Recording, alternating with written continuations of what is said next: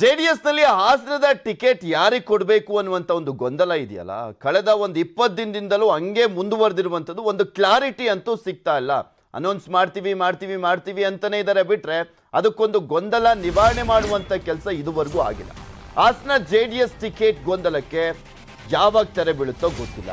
ಮಧ್ಯಾಹ್ನ 12 ಗಂಟೆಗೆ HD ರೇವಣ್ಣ ಅವರು ಸುದ್ದಿಗೋಷ್ಠಿಯನ್ನು ನಡೆಸ್ತಾ ಇದ್ದಾರೆ. ತೀವ್ರ ಕುತೂಹಲವನ್ನ ಕೇಳಿಸಿದೆ ರೇವಣ್ಣ ಅವರ ಸುದ್ದಿಗೋಷ್ಠಿ. ಇದರಲ್ಲಂತೂ ಅನೌನ್ಸ್ ಮಾಡುವಂತ ಡೌಟ್ ಬಿಕಾಸ್ ಅವ್ರಿಗೆ ಆಲ್ರೆಡಿ ಹೇಳಿದ್ದಾರೆ ಇದನ್ನು ಅನೌನ್ಸ್ ಮಾಡೋದು ಕುಮಾರಸ್ವಾಮಿ ಅವರು, ಇಬ್ರಾಹಿಂ ಅವರು, ದೇವೇಗೌಡರು ಇದ್ದಾರೆ ಅಂತ.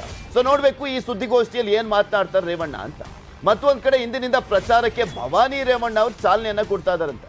ರಾಮೇಶ್ವರ ದೇಗುಲದಲ್ಲಿ ಪೂಜೆಯನ್ನ ಸಲ್ಲಿಸಿ ಪ್ರಚಾರವನ್ನ ಆರಂಭ ಮಾಡ್ತಾರಂತೆ. ಮಧ್ಯಾಹ್ನ 3 ಗಂಟೆಗೆ ಪ್ರಚಾರವನ್ನ ಆರಂಭಿಸಲಿರುವಂತದ್ದು ಭವಾನಿ. ಸುದ್ದಿಗೋಷ್ಠಿ ಬಳಿಕ ಕುಟುಂಬ ಸಮೇತ ಭವಾನಿ ಪೂಜೆಯನ್ನ ಸಲ್ಲಿಸಲಿದ್ದಾರೆ.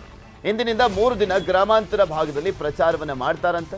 ಕುತೂಹಲವನ್ನ ಮೂಡಿಸಿದೆ ಗೌಡರ ಕುಟುಂಬದ ನಡೆ. ಒಂದ್ ಕಡೆ ಸ್ವರೂಪ್ ಪ್ರಕಾಶ್ ಅಲ್ಲಿ ಪ್ರಚಾರವನ್ನ ಮಾಡ್ತಾ ಇದ್ದಾರೆ. ಅಲ್ಲಿ ಸಾಕಷ್ಟು ಗ್ರಾಮೀಣ ಭಾಗದಲ್ಲಿ ಪ್ರಚಾರವನ್ನ ಮಾಡ್ತಾ ಅಲ್ಲಿ ಜನರ ಮತವನ್ನ ಸೆಳೆಯುವಂತ ನಿಟ್ಟಿನಲ್ಲಿ ತಂತ್ರಗಾರಿಕೆಯನ್ನ ಮಾಡ್ತಾ ಇದ್ದಾರೆ. ಮತ್ತು ಒಂದ್ ಕಡೆ ಭವಾನಿ ರೇವಣ್ಣ ಏನ್ ಸುಮ್ ಕೂತ್ಕೊಂಡಿಲ್ಲ, ನನಗೆ ಟಿಕೆಟ್ ಸಿಕ್ಕೇ ಅನ್ನುವಂಥ ಜೋಶ್ನಲ್ಲಿ ಇವತ್ತಿನಿಂದ ಪ್ರಚಾರವನ್ನ ಆರಂಭ ಮಾಡ್ತಾರಂತೆ. ಜೆಡಿಎಸ್ನ ಭದ್ರಕೋಟೆ ಅಂತ ಕರೆಸಿಕೊಳ್ಳುತ್ತೆ ಹಾಸನ.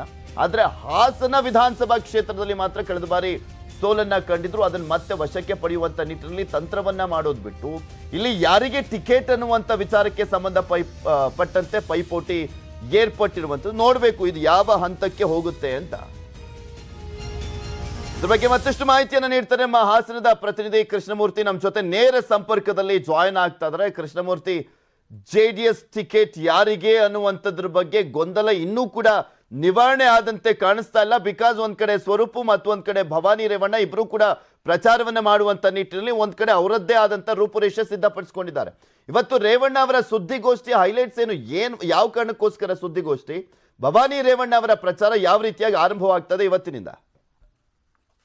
ಪೃಥ್ವಿ, ಖಂಡಿತ ಏನಂತ ಹೇಳಿದ್ರೆ ಇವತ್ತಿನಿಂದ ಭವಾನಿ ರೇವಣ್ಣ ಅವರು ಅಧಿಕೃತವಾಗಿ ಪ್ರಚಾರವನ್ನ ಕ್ಷೇತ್ರದಲ್ಲಿ ಪ್ರಾರಂಭವನ್ನ ಮಾಡ್ತಿದ್ದಾರೆ. ಯಾಕಂತ ಹೇಳಿದ್ರೆ ಈ ಹಿಂದೆ ಕಳೆದ 2-3 ತಿಂಗಳಿಂದ ಹೈ ವೋಲ್ಟೇಜ್ ಕ್ಷೇತ್ರವಾಗಿ ಪರಿಣಮಿಸಿರ್ತಕ್ಕಂತಹ ಹಾಸನದಲ್ಲಿ ಭವಾನಿ ರೇವಣ್ಣ ಅವರು ಕ್ಷೇತ್ರಾದ್ಯಂತ ಓಡಾಟವನ್ನ ನಡೆಸಿದ್ರು. ಆದ್ರೆ ಇವತ್ತು ಅಧಿಕೃತವಾಗಿ ಏನು ದೇವೇಗೌಡರ ಕುಟುಂಬದ ಸಾಂಪ್ರದಾಯಿಕವಾಗಿ ಏನು ಪೂಜೆನ ಸಲ್ಲಿಸ್ತಾರೆ, ಈ ಹಿನ್ನೆಲೆಯಲ್ಲಿ ಮೊದಲು ಮೂಡಲಿಪ್ಪೆಯಲ್ಲಿ ಪೂಜೆ ಸಲ್ಲಿಸ್ತಾರೆ ಎಂಬಂತಹ ಒಂದು ಮಾಹಿತಿ ಇದೆ. ಅದಾದ ನಂತರದಲ್ಲಿ ಹರದನಹಳ್ಳಿ ದೇವಸ್ಥಾನದಲ್ಲಿ ದೇವೇಶ್ವರ ದೇವಸ್ಥಾನದಲ್ಲಿ ಪೂಜೆನ ಸಲ್ಲಿಸಿದ ನಂತರದಲ್ಲಿ ಈ ಹಾಸನ ಕ್ಷೇತ್ರದ ಈಶಾನ್ಯ ಮೂಲೆ ಆಗಿರ್ತಕ್ಕಂತಹ ರಾಮೇಶ್ವರ ದೇವಸ್ಥಾನ ದೊಡ್ಡ ಪುರ ಏನಿದೆ ಈ ಗ್ರಾಮದಲ್ಲಿ ಪೂಜೆಯನ್ನ ಸಲ್ಲಿಸಲಿಕ್ಕೆ ಭವಾನಿ ರೇವಣ್ಣವರು ಮಧ್ಯಾಹ್ನ 3 ಗಂಟೆಗೆ ಆ ಗ್ರಾಮಕ್ಕೆ ಆಗಮಿಸ್ತಾರೆ.